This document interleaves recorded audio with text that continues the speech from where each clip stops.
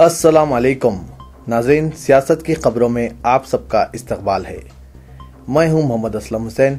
सबसे पहले नजर डालते हैं आज की कुछ अहम सुर्खियों पर। तेलंगाना बिल को वजारती ग्रुप की मंजूरी, पार्लियामेंट में बिल पेश करने की राह हमवार। मुस्लिम मुकामात पर बम धमाकों के लिए आरएसएस सरबराह मोहन भागवत रास्त कसूरवार। तेलंगाना की बिल की मंजूरी पर सियासी संन्यास लेने किरण कुमार रेड्डी ने किया ऐलान। सचिन और सीएनआर राव को भारत रत्न अवार्ड। बढ़ते हैं खबरों की तफसील की तरफ। आंध्र प्रदेश असेंबली की जानिब से तेलंगाना बिल को मुस्तरद कर दिए जाने के बावजूद मरकजी वजारती ग्रुप ने इस मसौदा कानून को मंजूरी दे दी है। इस पर जुमेरात को मरकजी काबीना में गौर किया जाएगा ताकि इसे पार्लियामेंट में पेश करने के लिए राह हमवार हो सके। वजारती ग्रुप के 30 मिनट तक जारी इजलास के बाद मीडिया नुमाइंदों से बातचीत करते हुए ग्रुप के रुकन मरकजी वजीर सेहत गुलाम नबी आजाद ने कहा कि वजारती ग्रुप ने तेलंगाना बिल को मंजूरी दे दी है। मरकजी काबीना के आइंदा इजलास में इसे पेश किया जाएगा। इसके बाद पार्लियामेंट में बिल मुतारिफ होगा। आला सतही जराये ने कहा कि मरकजी वजीर दाखिला सुशील कुमार शिंदे की जेर क़यादत वजारती ग्रुप ने बास टेक्निकल और तरीक़ेकार में तब्दीली लाने के बाद बिल को मंजूरी दी गई है। एक जामा बिल मरकजी काबीना के सामने पेश किया जाएगा, जहां पर बिल के तमाम उमूर का जायजा लिया जाएगा। मरकजी काबीना की मंजूरी के साथ ही बिल को सदर जमहूरिया के पास भेज दिया जाएगा ताकि इनकी मंजूरी मिल जाए। आइंदा हफ्ते पार्लियामेंट में बिल की पेशकशी मुतवक्के है। सीमांध्रा इलाके के लिए नया दारुल हुकूमत बनाने काबिल लिहाज जायद फंड्स के साथ एक खुसूसी मुआशी पैकेज दिया जाएगा और ये package Andhra Pradesh reorganisation bill के हिस्से के तौर पर होगा। आंध्र प्रदेश असेंबली में हाल ही में निदाई वोट से तेलंगाना बिल को मुस्तरद कर दिया गया था। माहिरीन की राय है कि असेंबली की जानिब से मुस्तरद किए जाने के बावजूद इस बिल को नई रियासत के क़याम के लिए कानूनी अमल के साथ पार्लियामेंट से मंजूरी दी जा सकती है। मालेगांव मक्का मस्जिद हैदराबाद समझौता एक्सप्रेस अजमेर शरीफ और दीगर मुस्लिम मुकामात पर बम धमाकों के कलीदी मुलजिम जाफरानी दहशतगर्दी स्वामी आसिमानंद ने एक सनसनीखेज इंकशाफ किया है, जो कि लोकसभा इंतखाबात से ऐन क़ब्ल सियासी हलकों में धमाके का बाज़ बन सकता है। स्वामी आसिमानंद ने कहा है कि मुल्क में दहशतगर्दी के जो वाक़यात पेश आए, इसके लिए आरएसएस के सरबराह मोहन भागवत रास्त तौर पर जिम्मेदार हैं। तमाम धमाके इन्हीं की ईमा पर किए गए। कारवान मैगजीन की एक रिपोर्ट को इंटरव्यू देते हुए स्वामी ने इस बात का दावा किया है कि उन्होंने दहशतगर्दी के जो भी इक़दामात किए हैं वो आरएसएस की ईमा पर ही किए गए और मोहन भागवत की ईमा पर ही मुस्लिम मुकामात पर धमाके का मंसूबा बनाया गया था। मोहन भागवत आरएसएस के मौजूदा सरबराह हैं और धमाकों के वाक़यात इस वक्त पेश आए थे जब वो आरएसएस के जनरल सेक्रेटरी थे। कारवान की सहाफ़ी लीना गीता राघुनाथ से बात करते हुए आसिमानंद ने कहा कि लोगों में हिंदुत्व का जज्बा भड़काने के लिए ये धमाके किए गए। मैगजीन के फरवरी के शुमारा में सफ़े अव्वल पर स्वामी आसिमानंद के सनसनीखेज इंकशाफात शाये हुए हैं। आसिमानंद ने लीना गीता को बताया कि मोहन भागवत ने इन्हें इस वक्त कहा था कि तशद्दुद बहुत ज़रूरी है, लेकिन आरएसएस से तशद्दुद को नहीं जोड़ा जाना चाहिए।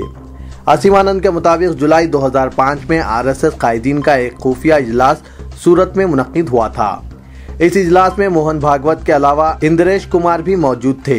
इंद्रेश कुमार आरएसएस की निहायत बाइख्तियार और ताकतवर 7 रुकनी कौमी आमिला कौंसिल के रुकन हैं। इंद्रेश कुमार ने इस वक्त आरएसएस के मंसूबे के मुताबिक गुजरात के इलाके डांग का दौरा किया था, जहां एक मंदिर में स्वामी आसिमानंद रिहायश पजीर थे। मोहन भागवत और इंद्रेश कुमार ने स्वामी आसिमानंद से मुलाकात की थी।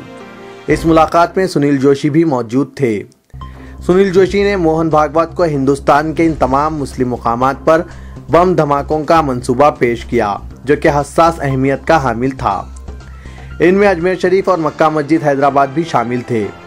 भागवत ने सुनील जोशी से कहा कि आप इस मंसूबे को अंजाम दीजिए, आरएसएस इसमें शामिल नहीं होगी, लेकिन आरएसएस का ताउन आपको हासिल होता रहेगा। मंसूबे पर अमलावरी के लिए साध्वी प्रज्ञा ठाकुर को भी शामिल किया गया। आसिमानंद ने यह भी इंकशाफ किया है कि मोहन भागवत और इंद्रेश कुमार ने इनसे कहा था कि सुनील जोशी से मिलकर बम धमाकों के मंसूबे पर अमल करें। आसिमानंद ने यह भी इंकशाफ किया कि नरेंद्र मोदी ने अहमदाबाद में आरएसएस के सीनियर लीडरों के इजलास के दौरान इनसे मुलाकात की थी। इस वक्त मोदी ने असीमानंद से कहा था कि स्वामी जी, आप जो हिंदुओं के लिए कुर्बानी दे रहे हैं वो बेमिसाल हैं। तारीख में इसकी नजर नहीं मिलती। कौम की हकीकी खिदमत यही है। मोदी ने कहा, अब मुझे आरएसएस ने गुजरात का चीफ मिनिस्टर बनाने का फैसला किया है। मैं जब चीफ मिनिस्टर बनूंगा तो आपका काम मैं करूंगा और इस तरह आपका रास्ता भी साफ हो जाएगा। लीना रघुनाथ के इस्तफसार पर मोदी के दफ्तर की जानिब से कोई जवाब नहीं दिया गया। स्वामी आसिमानंद के इंटरव्यू की तफसीलात अंग्रेजी मैगजीन कारवान.com पर देखी जा सकती है।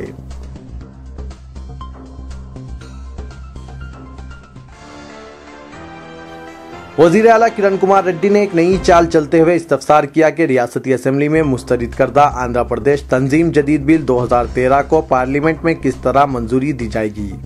उन्होंने कहा कि अगर तेलंगाना मसूदा बिल पार्लियामेंट में मंजूर हो तो वो सियासत से किनारा कशी अख्तियार कर लेंगे। अलावाजी मरकजी हुकूमत इसी तरह आगे पहल करने की सूरत में चीफ मिनिस्टर ओहदे से इस्तीफा देना ही इनके आइंदा के इक़दामात व हिकमत अमली का हिस्सा होगा। किरण कुमार रेड्डी ने जो दिल्ली में मीडिया से बात कर रहे थे, कहा कि अगर आंध्रा की तकसीम अमल में लाई जाती है तो इससे सीमा आंध्रा इलाके के मुकाबले में तेलंगाना को नुकसान होगा। उन्होंने मरकज को तनकीद का निशाना बनाते हुए कहा कि गलतियों पर मबनी बिल को असेंबली को रवाना किया गया। उन्होंने कहा कि तेलंगाना मसूदा बिल में काफी पेचीदगियां हैं। आंध्र प्रदेश तंजीम जदीद बिल में 9000 तरमीमात रियासती असेंबली में तजवीज़ करने के बावजूद इन पर गौर करने के बजाय GOM ने बिल को मंजूरी दे दी, जो काबिल एतराज़ है। वज़ीर आला ने कहा कि रियासत की तकसीम से मुतालिक बिल को पहले मरकजी काबीना में गौर के बाद सदर जमहूरिया को भिजवाना और सदर जमहूरिया के पास से लोकसभा को रवाना किया जाना चाहिए। किरण कुमार रेड्डी ने कहा कि शख्सियतों के मुकाबले में पार्टी इंतहाई अहमियत की हामिल होती है और अब मेरे मुस्तकबिल के मुकाबले में आंध्र प्रदेश का मुस्तकबिल अहमियत का हामिल है।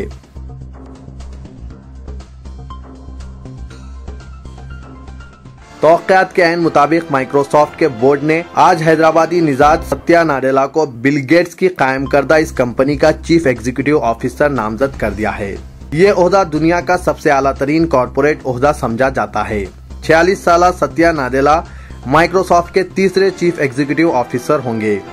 इसके अव्वलीन CEO इसके बानी बिल गेट्स थे। इसके बाद स्टीव बॉलमेर को ये ओहदा दिया गया था और अब सत्या नाडेला इस कंपनी के CEO होंगे। बिल गेट्स 25 साल तक इस कंपनी के चीफ एग्जीक्यूटिव ऑफिसर रहे थे, जिसके बाद उन्होंने 2000 में ये जिम्मेदारी स्टीव बॉलमेर को सौंपी थी। कंपनी के बानी बिल गेट्स अब कंपनी के सदरनशीन की हैसियत से अपनी जिम्मेदारी से सुबुकदोश होते हुए सत्या नाडेला के टेक्नोलॉजी मुशीर की हैसियत से काम करेंगे ताकि वो कंपनी के मुस्तकबिल को मजीद बेहतर बना सकें। कंपनी के साबिक लीड डायरेक्टर जॉन थॉम्पसन अब कंपनी के नए सदरनशीन होंगे। तेलुगु देशम पार्टी के सदर चंद्रबाबू नायडू ने जो तेलंगाना और सीमा आंध्रा इलाकों के अवाम के लिए मुसावायाना इंसाफ के लिए इसरार के साथ दिल्ली के दौरे पर पहुंचे हैं। कांग्रेस पर इल्जाम आयद किया कि वो आंध्र प्रदेश की तकसीम के मसले पर महज मामूली फायदे के लिए सियासी खिलवाड़ कर रही है। बीजेपी के सीनियर लीडर LK आडवाणी से उनकी रिहाइशगाह पर मुलाकात के बाद मीडिया से बात करते हुए चंद्रबाबू नायडू ने कहा कि कांग्रेस चाहती है कि चंद मसाइल पैदा करते हुए उसका सियासी फायदा उठाया जाए। यह उनका हरबा है, चुनांचे मैं कांग्रेस पार्टी के इस रवैये की मजम्मत करता हूं। नायडू ने कहा कि यह उनकी जिम्मेदारी है कि कौमी कायदीन से मुलाकात करते हुए उन्हें इस बात से बाखबर किया जाए कि आंध्र प्रदेश में क्या हो रहा है और रियासत की तकसीम के पसपर्दा कांग्रेस के मुहरिकात क्या हैं। उन्होंने कहा कि दोनों इलाकों के साथ मुसावायाना इंसाफ किया जाना चाहिए। इस मसले का खुशगवार दोस्ताना हल तलाश किया जाना चाहिए, लेकिन कांग्रेस इस मसले को मजीद पेचीदा बना रही है।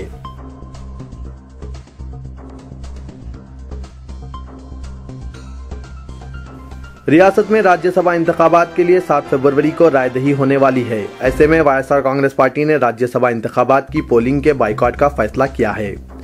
राज्यसभा इंतखाबात के लिए 7 फरवरी को पोलिंग होने वाली है और इस सिलसिले में वाईएसआर कांग्रेस पार्टी ने अपने तमाम अरकान असेंबली को राज्यसभा की वोटिंग में शामिल न होने और रायदही का बाइकआउट करने की हिदायत देते हुए व्हिप जारी किया है। वाईएसआर कांग्रेस के जराये ने यह बात बताई और कहा कि चूंकि साज असेंबली में वाईएसआर कांग्रेस को राज्यसभा इंतखाब में अपने उम्मीदवार को नामजद करके मुकाबला करने के लिए मुनासिब अक्सरियत नहीं है, जिसके पेश नजर पार्टी ने इंतखाबात में हिस्सा न लेने का फैसला किया है।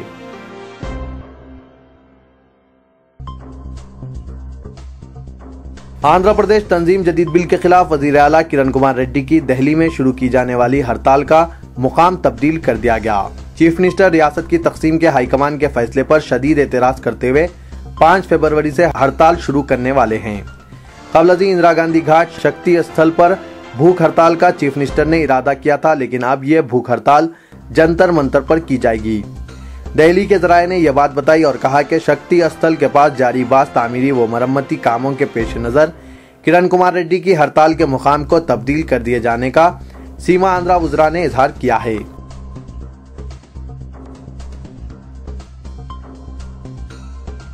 मुल्क के Mumtaz cricketer master blaster Sachin Tendulkar और मुमताज साइंसदान CNR राव को आज सदर जमहूरिया प्रणब मुखर्जी ने राष्ट्रपति भवन में मुनक्किदा एक शानदार तकरीब में मुल्क का आला तरीन सिविलियन अवार्ड भारत रत्न अता किया। इस तरह दोनों शख्सियतों के नाम उन 41 मुमताज शख्सियतों की फहरिस्त में शामिल हो गए हैं जिन्हें समाज के तई इनकी खिदमात के एतराफ में भारत रत्न अवार्ड अता किए गए हैं। 40 साल तेंदुलकर को साल गुज़िश्ता राज्यसभा के लिए नामजद किया गया था। वो भारत रत्न अवार्ड हासिल करने वाले पहले खिलाड़ी और सबसे कम उम्र शख्सियत हैं। CNR राव वो चौथे साइंसदान हैं जिन्हें भारत रत्न अवार्ड से सरफराज किया गया है। तो ये था आज का खबरनामा। दीजिए इजाजत। खुदा हाफिज।